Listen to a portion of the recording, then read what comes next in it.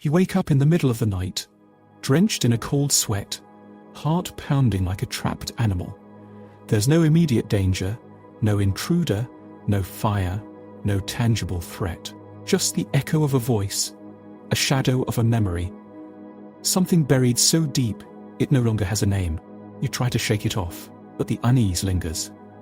It's always there, humming beneath the surface of your daily life. A quiet, relentless dissonance. You tell yourself you've moved on. You've built a career, relationships, a life that looks stable from the outside. But why does it feel like you're wearing a mask? Why do certain reactions, anger, fear, withdrawal, erupt without warning, as if controlled by some unseen puppet master? And why, despite all your achievements, does a part of you still feel like that scared child, waiting for the other shoe to drop? This isn't just about you.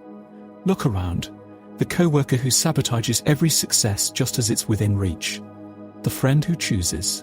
Partners who hurt them, again and again. The brilliant artist who burns every bridge. The leader who craves power, but crumbles under it. These aren't random flaws. These are patterns, ghosts of the past, whispering through the present. Here's the unsettling truth. Your childhood wasn't just a phase you outgrew. It was the blueprint of your entire existence. Every relationship, every decision, every unconscious reflex, shaped by forces you may not even remember. The way your parents spoke to you when you failed. The way love was given or withheld. The unspoken rules of survival in your household. These weren't just experiences, they were programming. And now, decades later, you're still running the code. Think of it like this. A child raised in a war zone doesn't just get over the constant threat of danger. Their nervous system rewires itself, forever scanning for threats. But what if your war zone wasn't physical? What if it was emotional, silent neglect? Conditional love, the crushing weight of unmet needs. The body keeps score. The mind constructs defenses. And the worst part, you don't even realize it's happening. So here's the great, haunting question. What if the life you're living isn't truly yours? What if you're not making choices? You're replaying them. Consider the addict who knows the drug is killing them but can't stop. The people pleaser who dissolves into whoever their partner needs them to be. The overachiever who climbs mountains of success but never feels worthy. These aren't just habits, they're adaptations. Brilliant, desperate strategies forged in the furnace of childhood. But adaptations to what? That's where the real excavation begins. Because the past isn't dead, it's not even past. It lives in your nervous system, your relationships, your deepest fears and desires. And until you drag it into the light, it will keep pulling the strings.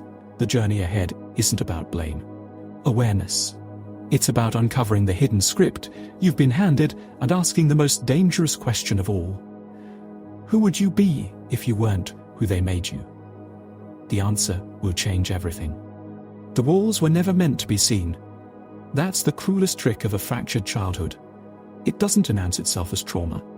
It disguises itself as normal. A sharp word here, a withheld hug there, the gnawing sense that you were too much or never enough.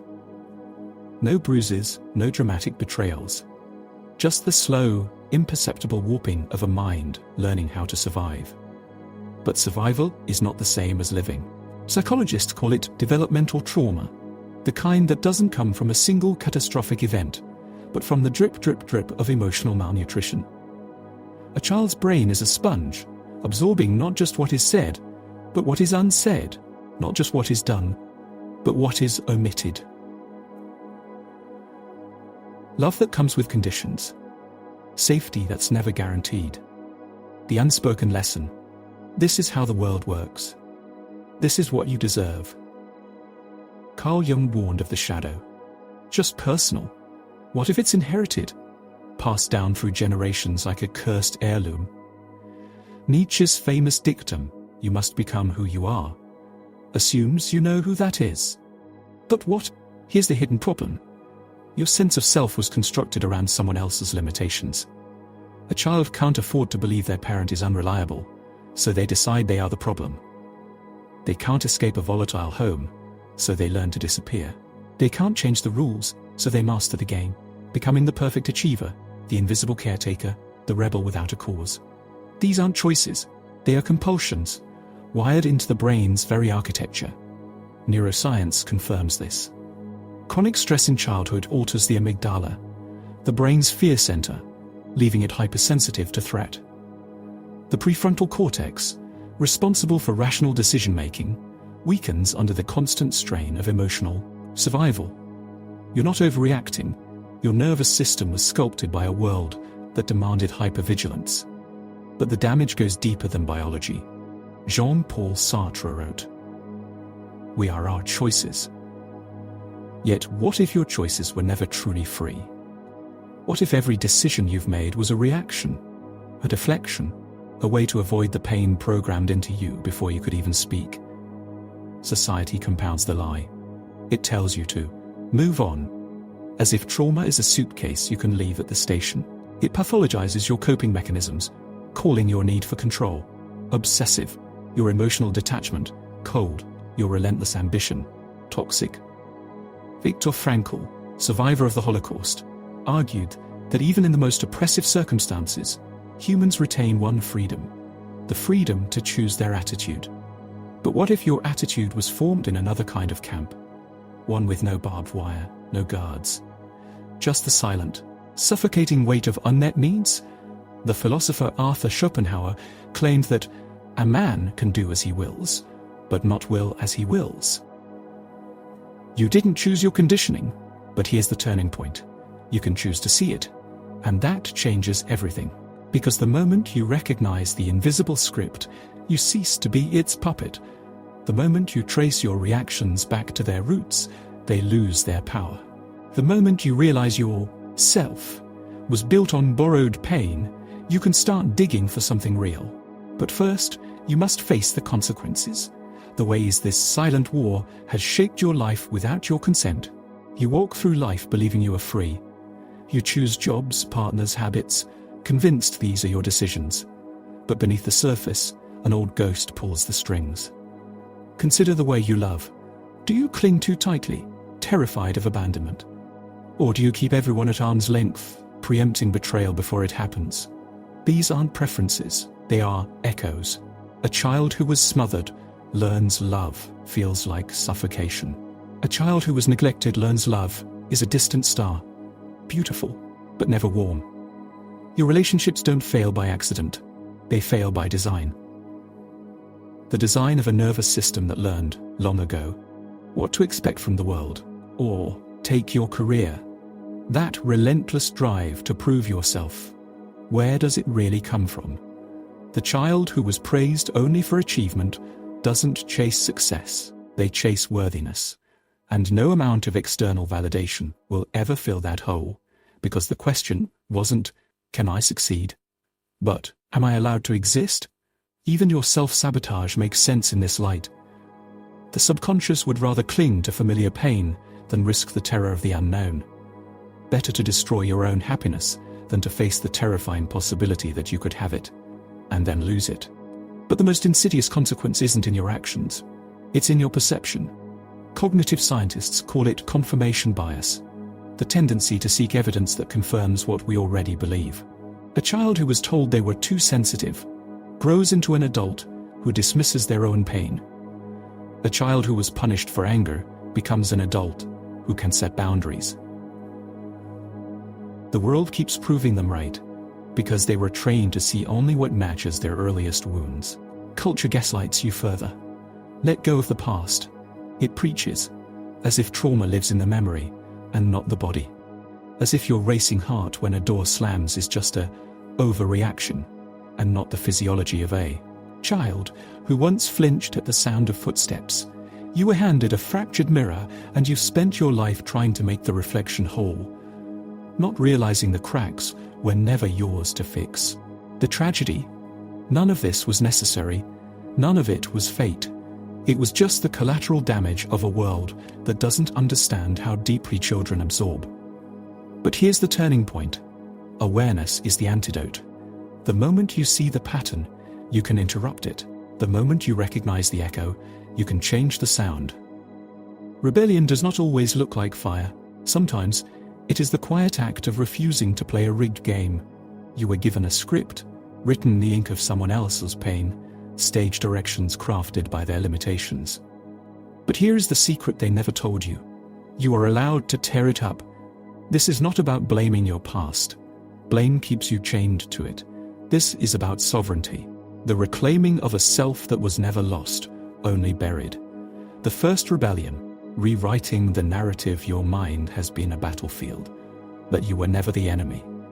Every critical inner voice, every paralyzing doubt, these are not truths, they are recordings. Try this experiment. The next time you hear you're not good enough, ask, whose voice is that? Trace it back. A parent's disappointment, a teacher's harsh critique, a society that equates worth with productivity.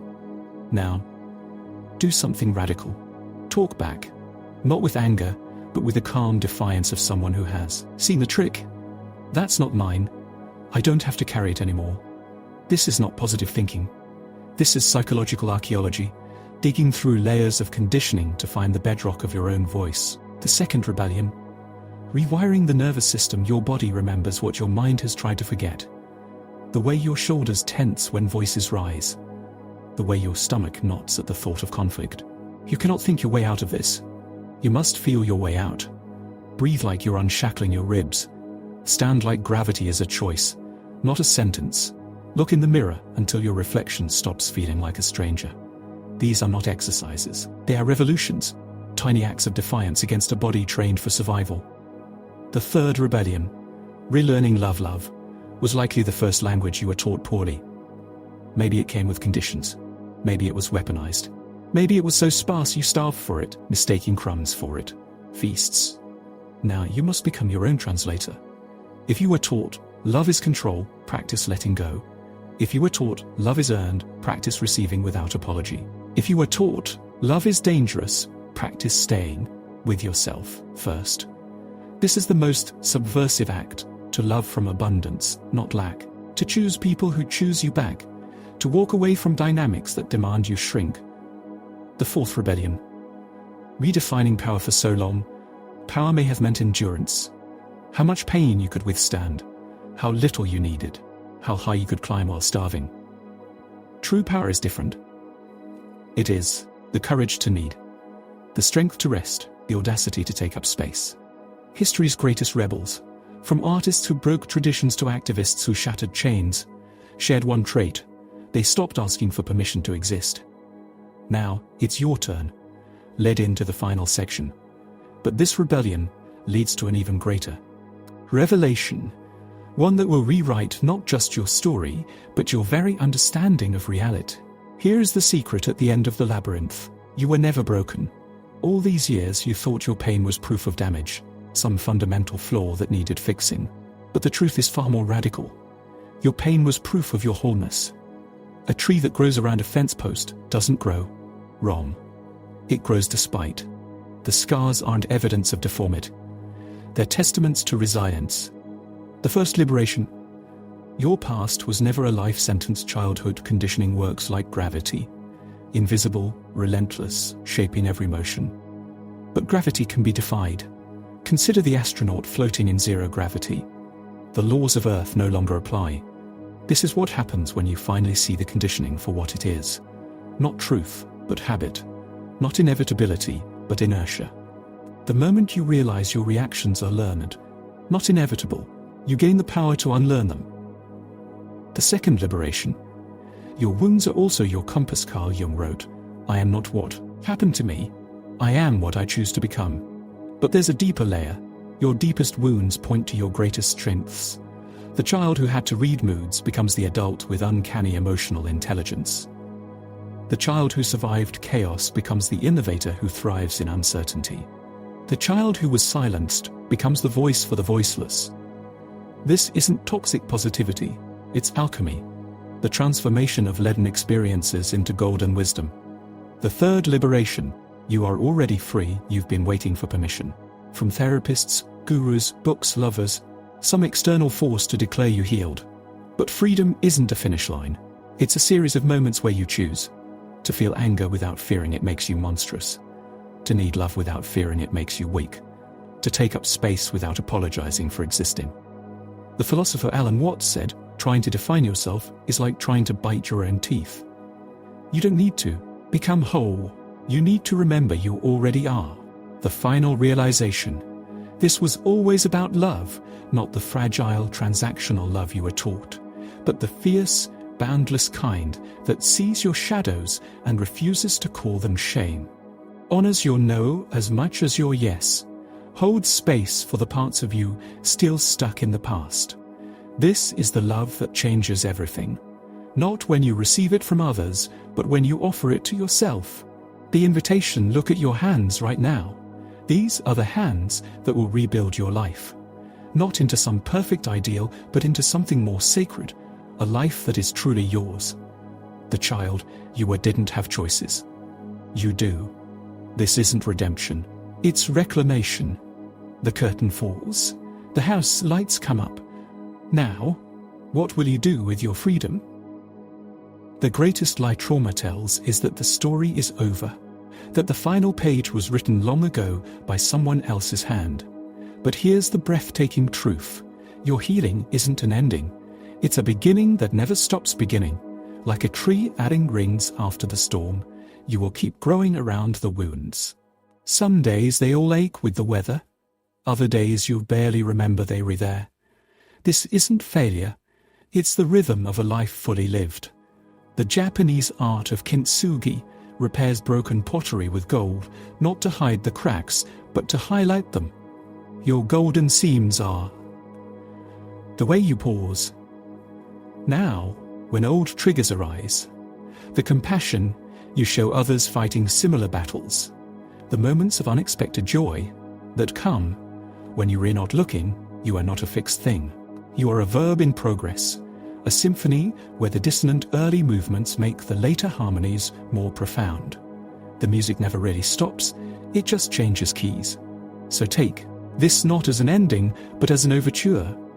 The world needs people who've transformed their pain into wisdom, who can sit with others in their darkness because they remember the way out. Your childhood built the instrument. Now you get to play it, and oh, what music awaits.